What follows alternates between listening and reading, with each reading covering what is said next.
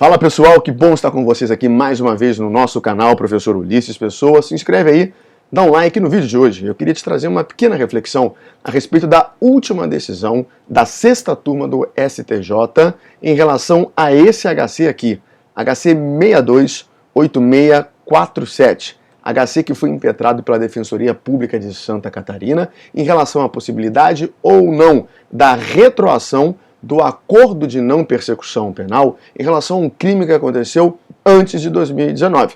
Vale lembrar que o acordo de não persecução penal adveio com um pacote anticrime, Lei 13.964 de 2019, com vigência a partir do dia 23 de janeiro de 2020. Por isso, a questão relacionada ao ano de 2019 e ao crime alegado aqui no HC antes de 2019.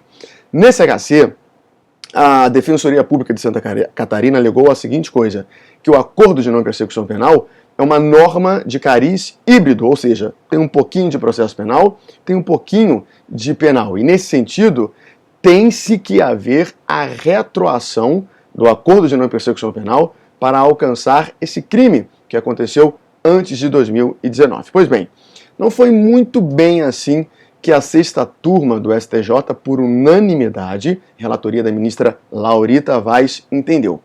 A sexta turma do STJ entendeu que até pode haver a retroação do acordo de não persecução penal, se já não tiver acontecido o recebimento da denúncia.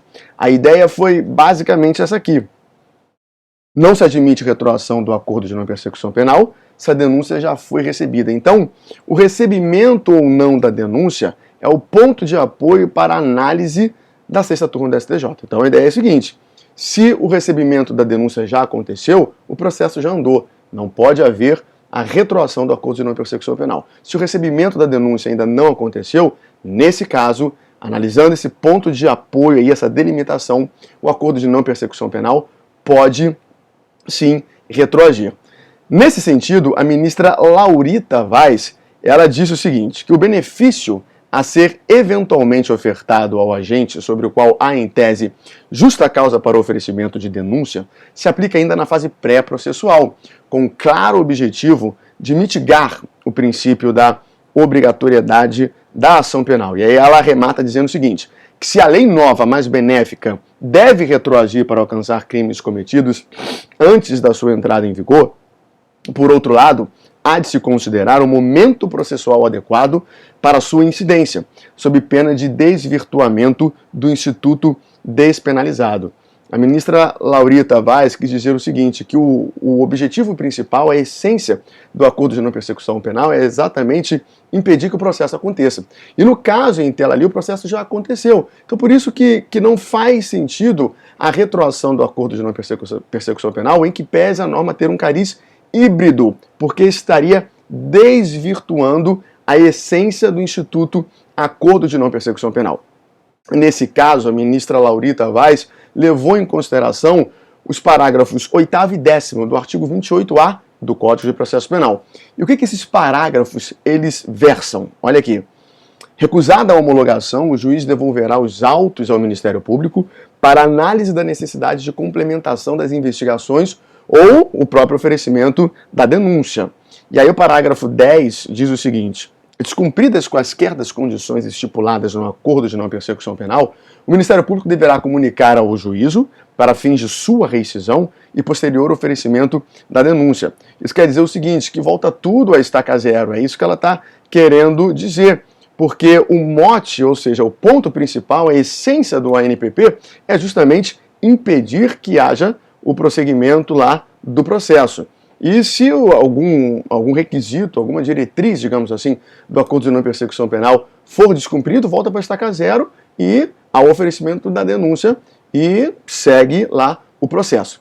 Mas com todo respeito à ministra Laurita Vaz, o parágrafo 13 do próprio artigo 28A traz a ideia de que o acordo de não persecução penal, ele extingue a punibilidade. O que o parágrafo 13 versa?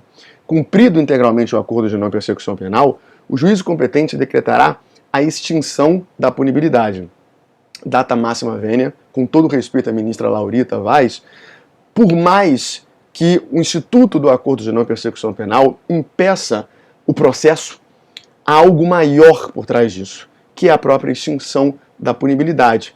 E quando nós pensamos em punibilidade, nós estamos pensando no Acordo de Não Persecução Penal sob uma transversalidade, ou seja, alcançando perspectivas de dentro do próprio direito penal, porque quando nós trabalhamos as causas de extinção de punibilidade, nós as estudamos dentro do artigo 107 do próprio Código Penal. Então, em que pese a estrutura do Acordo de Não Persecução Penal servir para impedir de fato o processo, há algo muito maior por trás disso, que é a extinção da punibilidade. E quando nós analisamos o sistema como um todo, e dentro desse sistema como um todo, o microsistema jurídico, nós passamos a entender que quando há uma condição mais benéfica que possa, evidentemente, beneficiar o réu, essa norma ela deve ser aplicada, e no caso aqui da operacionalidade, tanto da lei penal no tempo, quanto da lei processual penal no tempo, essa lei precisa retroagir, independentemente da denúncia ter sido recebida ou não, porque nesse microsistema jurídico e nessa maior visão do sistema como um todo, essa norma deve retroagir porque ela vai de fato beneficiar o réu, porque existe algo muito maior dentro disso, há um benefício muito maior, que é a extinção da punibilidade. E se essa norma possui esse cariz híbrido, ela de fato precisa retroagir independentemente da denúncia ter sido recebida ou não. Não foi essa a decisão da sexta turma do STJ, que por unanimidade não pensou assim como eu estou falando, muito menos da ministra Laurita Vaz. Mas com todo respeito, com das devidas vênias, a sexta turma e também a ministra Laurita Vaz, eu entendo que a concepção da análise da sentença foi equivocada por tudo isso que nós acabamos de falar. Isso é uma reflexão, é para você refletir. Estamos aqui para pensar o direito, não para operacionalizá-lo. Estamos aqui para construir e desconstruir regras, precedentes e criar novos embasamentos jurídicos. Espero que você tenha gostado. Fique com Deus, beijo grande e avante sempre!